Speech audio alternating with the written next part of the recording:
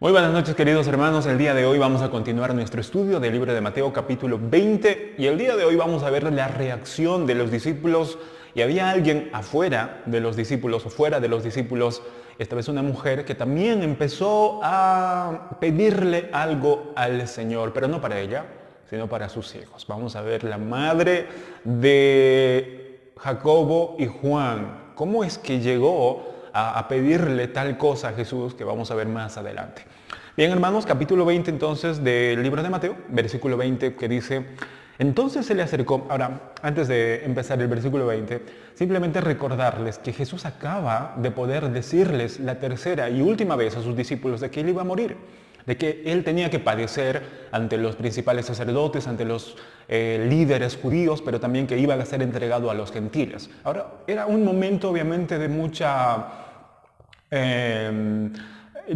Cristo estaba abriéndoles el corazón, les estaba de alguna manera preparando, pero también seguramente cualquiera hubiera tratado de poder honrar ese momento, es decir, tratar de poder, no sé si empatizar con el Señor, pero entenderlo, o sea, la situación.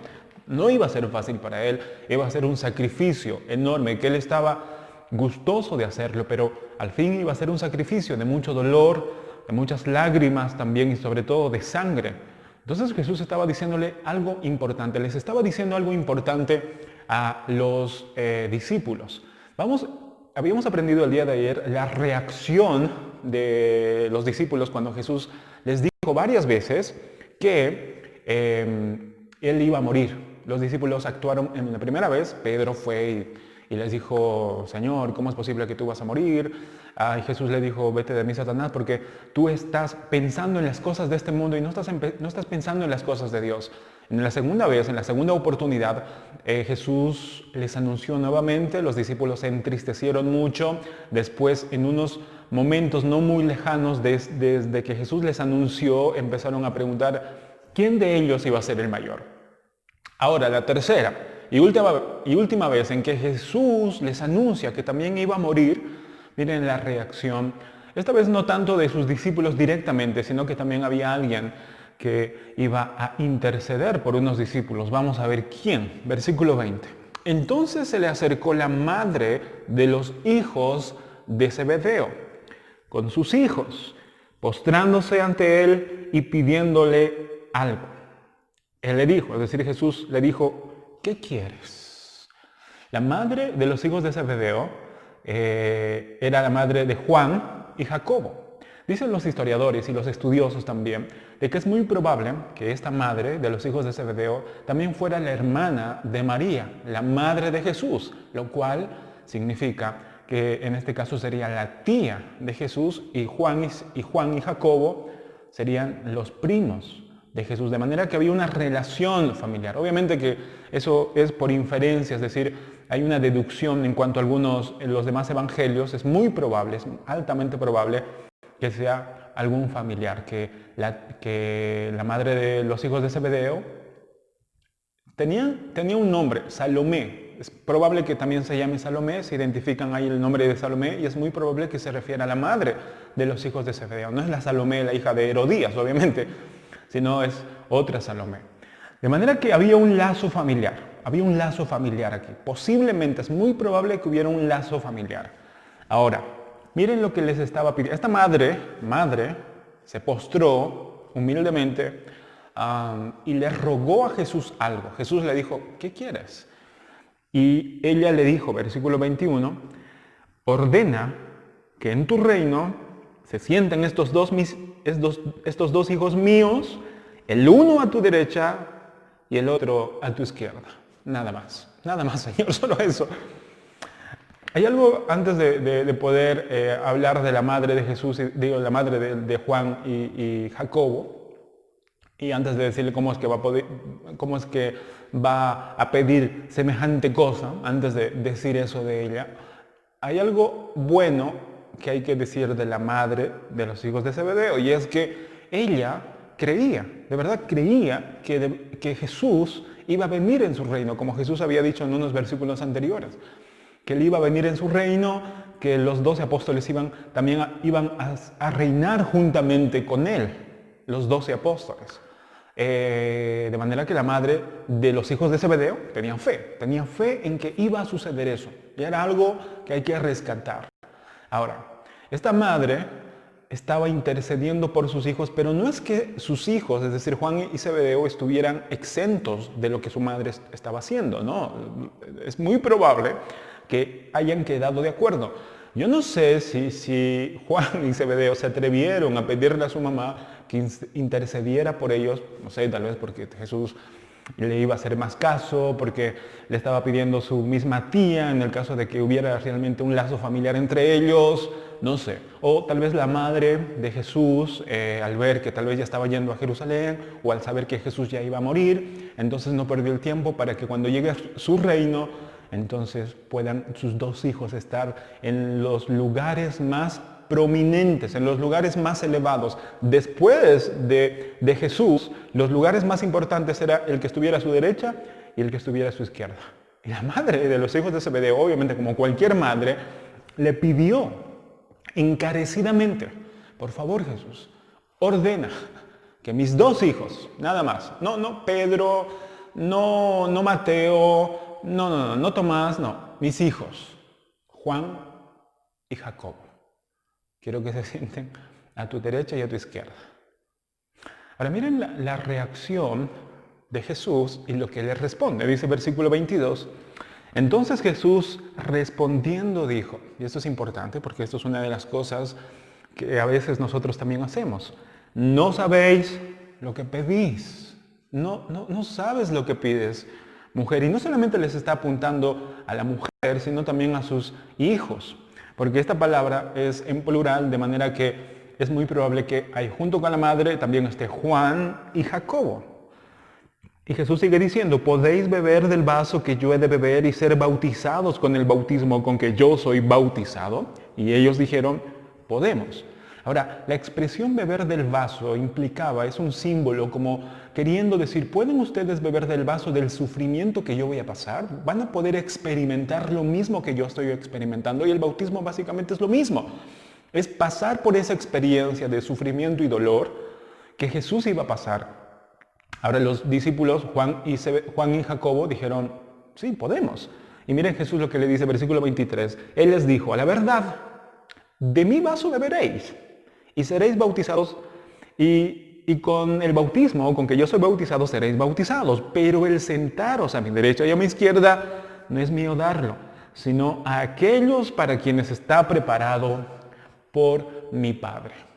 Jesús le está diciendo algo y estaba profetizando algo que iba a pasar con estos dos discípulos, Juan y Jacobo. Dice, bueno, es verdad, a la verdad van a beber de mi copa y del bautismo con que yo soy bautizado también van a ser bautizados. En otras palabras, es verdad, van a sufrir. Y eso es lo que pasó. En Hechos podemos ver de que Jacobo, en este lugar, este discípulo Jacobo, uno de los hijos de Zebedeo, murió. No solamente dice la tradición que fue tirado desde el templo de Jerusalén, lo tiraron, y como cuando cayó no murió, lo empezaron a apedrear.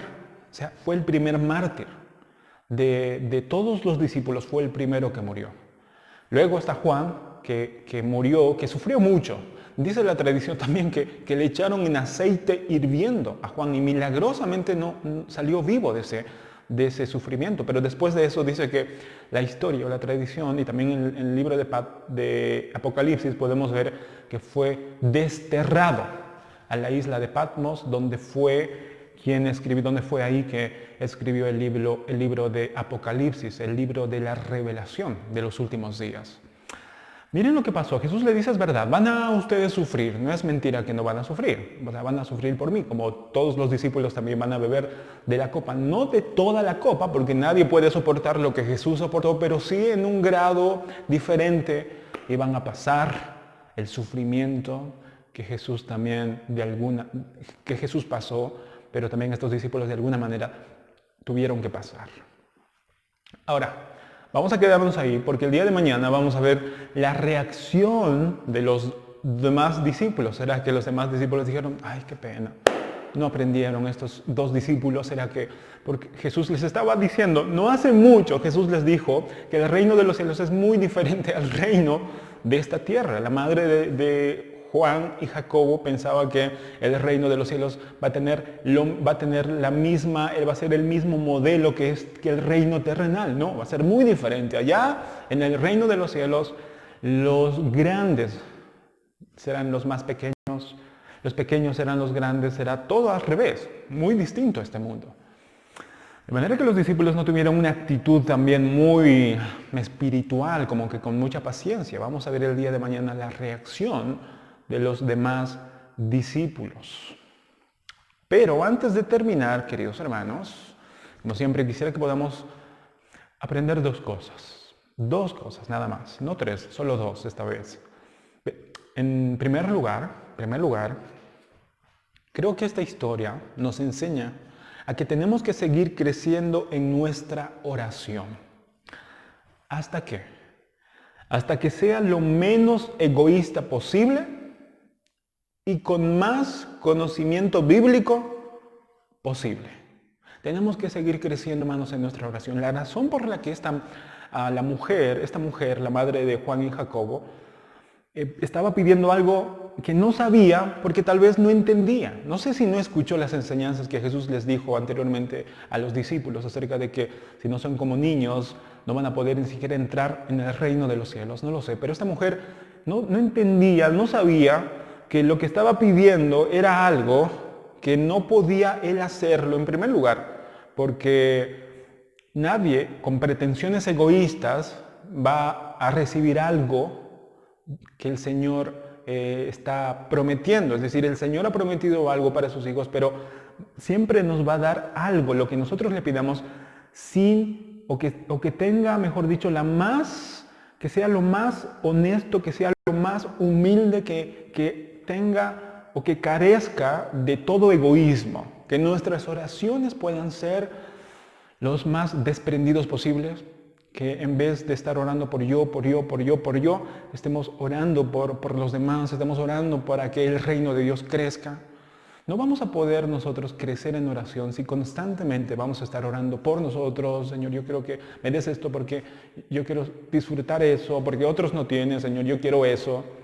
Y la razón muchas veces de muchas de nuestras peticiones es que no conocemos cuál es la voluntad de Dios, no conocemos si podemos beber de esa copa o no podemos beber de esa copa, por ejemplo, la madre de Juan y Jacobo no sabía que Dios ya tenía planeado todo, Dios ya tiene planeado quién va a estar sentado a la diestra y a la derecha, a la diestra y a la izquierda de Jesús. Entonces la ausencia de ese conocimiento a nosotros nos hace orar muchas veces de manera errada. Ahora, yo, al igual que sé que ustedes también, hemos empezado orando de esa forma. Hemos empezado orando con un cierto grado de egoísmo muchas veces. Pero el punto es que hemos empezado a orar. Nadie nace aprendiendo a orar perfectamente. Nadie va a poder de una vez, por así decirlo, es decir, de la noche a la mañana, va a orar de manera bíblica, de manera inconforme a la voluntad de Dios. Todos aprendemos, todos estamos aprendiendo, pero tenemos que crecer. ¿Cómo vamos a darnos cuenta que estamos creciendo en nuestra oración? Martín Lutero, siempre me acuerdo de eso, decía, el que ora bien es porque ha estudiado bien. Orar bien implica haber estudiado la palabra de Dios, obviamente, bien. Entonces, mientras más nosotros conocemos al Señor, mientras más nosotros estamos estudiando su palabra, mientras más nosotros estamos escudriñando, nuestras oraciones van a ser cada vez más acorde a la voluntad de Dios. Incluso va a ser menos egoísta. Ya no vamos a estar pidiendo solamente por nosotros y que Señor, yo quiero que me des esto. Obviamente no quiere decir que no pidamos. Vamos a pedir, somos humanos, para eso es la oración. Pero en su mayoría nos vamos a dar cuenta que ya no estamos tan enfocados en nuestra oración en nosotros, sino estamos más enfocados a los demás, a la iglesia del Señor, a nuestros hermanos, a nuestra sociedad. Vamos a estar orando por nuestros gobernantes de que nos están gobernando, el presidente, la presidenta, las autoridades. Vamos a estar orando por ese hermano, por esa hermana que está pasando dificultades. Vamos a estar creciendo en oración cuando nos demos cuenta que estamos pensando más en los demás que en nosotros mismos. Así que tenemos que crecer, tenemos que crecer. La ausencia del conocimiento de la palabra de Dios nos va a hacer orar como esta mujer, como la madre de Juan y Jacobo, y Jesús nos va a decir, no saben lo que están pidiendo, no saben lo que están pidiendo.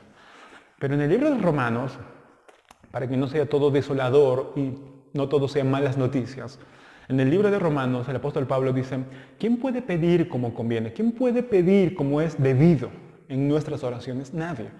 Pero Dios nos ha dado su Espíritu Santo que intercede por nosotros, dice, con gemidos indecibles. Pablo, el apóstol Pablo, en el libro de Romanos y también en sus demás cartas, habla acerca de eso, de que el Espíritu Santo que está en nosotros intercede por nosotros.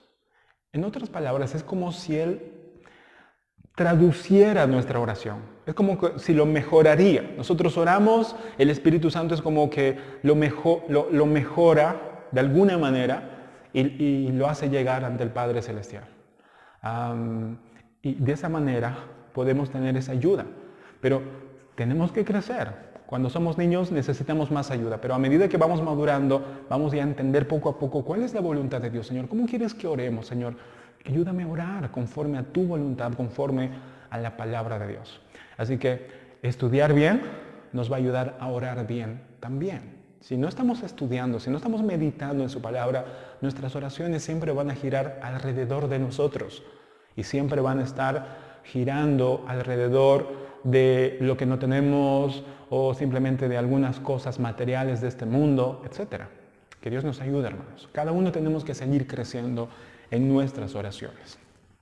Número 2, todos vamos a beber de alguna manera de la copa del sufrimiento, todos, los hijos de Dios, los que estamos en este camino, en el camino angosto, todos vamos a beber de la copa del sufrimiento y todos seremos de alguna manera bautizados con el dolor, así como lo hacemos también en la cena del Señor.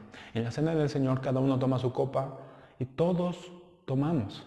No es una copa grande, es una copa pequeña, como de alguna manera simbolizando. Obviamente eso es recordando el sacrificio que Dios ha hecho por nosotros, pero también de alguna manera eso nos ayuda a poder entender que todos vamos a ser partícipes de los sufrimientos y el dolor que tenemos que pasar por causa de Cristo, no por causa de que somos ladrones o porque nos portamos mal, no. Esos dolores, esos sufrimientos no cuentan. Los que cuentan es aquellos que sufrimos por causa de nuestro Señor, por causa de nuestro Salvador. De manera que todos vamos a pasar esos sufrimientos, pero también así como todos vamos a pasar por la copa del sufrimiento, en un grado, no todos vamos a sufrir de la misma manera que nuestro hermano. Algunos vamos a sufrir más, otros menos, conforme al Señor lo decida y vea conveniente para nosotros. Pero así como vamos a sufrir como Cristo, así también todos venceremos y resucitaremos como Cristo resucitó. Y esa es la esperanza, esa es la alegría, ese es el gozo y esa es la fuerza que nosotros tenemos para seguir adelante. Nos va a costar, obviamente, pero vamos a saber que nuestro Cristo no fue derrotado, que nuestro Cristo pasó todo ese sufrimiento, pero al final Él venció a la muerte, venció al dolor y ahora Él está reinando. Y Él nos dice que así como Él pasó, así vamos a pasar en cierto grado, hablando del sufrimiento, pero al final vamos a vencer. Al final vamos a reinar junto con Él. No creo que a la derecha del Señor o a la izquierda. Eso no nos tiene que importar tanto, pero sí nos tiene que importar que vamos a estar, aunque sea lejos de Él, no importa, pero con Él al final. O sea, tal vez, no sé en qué lugar de la mesa, como dice esa canción de Marcos Vidal, hay una canción que él habla y dice, Señor, yo no sé en qué lugar me toque sentarme en la mesa cuando esté allá en el reino de los cielos. Eso no importa, Señor. Con tal que esté en tu mesa, aunque sea alejadito, no importa. Con tal que esté en tu mesa y contigo, Señor, yo estoy conforme. Así que, hermanos, que ese sea nuestra esperanza, de que vamos a pasar estos momentos difíciles, vamos a pasar dolor, vamos a pasar enfermedades, vamos a llorar muchas veces. Pero como decía el apóstol Pablo, podemos estar siempre atribulados, pero no angustiados. Podemos estar en apuros, pero nunca desesperados. Podemos ser perseguidos, pero jamás vamos a ser desamparados. Y podemos estar derribados, pero jamás destruidos. ¿Por qué? ¿Por nuestras propias fuerzas? No, por las fuerzas de nuestro Señor. Así que, queridos hermanos, yo quiero animarles a que en primer lugar podamos crecer en nuestra oración. Oremos bien. Y si no estamos orando, si oramos de vez en cuando, no vamos a poder crecer en nuestra oración. Por eso es importante que oremos todos los días. Oremos sin cesar. Y a medida que vamos orando, nos vamos a dar cuenta qué es lo que pedimos. ¿Y cómo vamos a crecer en nuestra oración? Meditando en la palabra del Señor, estudiando la palabra del Señor, memorizando la palabra del Señor. Y en segundo lugar, que todos los sufrimientos que vamos a pasar o que hemos pasado, en todos ellos, nunca el Señor nos ha abandonado. Y en los sufrimientos que todavía nos toque pasar, tampoco nos abandonará. Él nos dará la misma fuerza que necesitamos para soportar ese sufrimiento y nos ayudará para que podamos vencer y podamos lograr la victoria en ese sufrimiento. Y así madurar, crecer y estar cada vez un poquito ser más como nuestro Señor. Que Dios les bendiga, queridos hermanos. El día de mañana vamos a continuar con nuestro estudio y vamos a ver la reacción de los demás discípulos, cómo es que reaccionaron y cómo otra vez el Señor les enseña con tanta paciencia acerca del modo en que debemos de ver el reino de los cielos. Cuídense mucho, abríguense y que Dios los bendiga.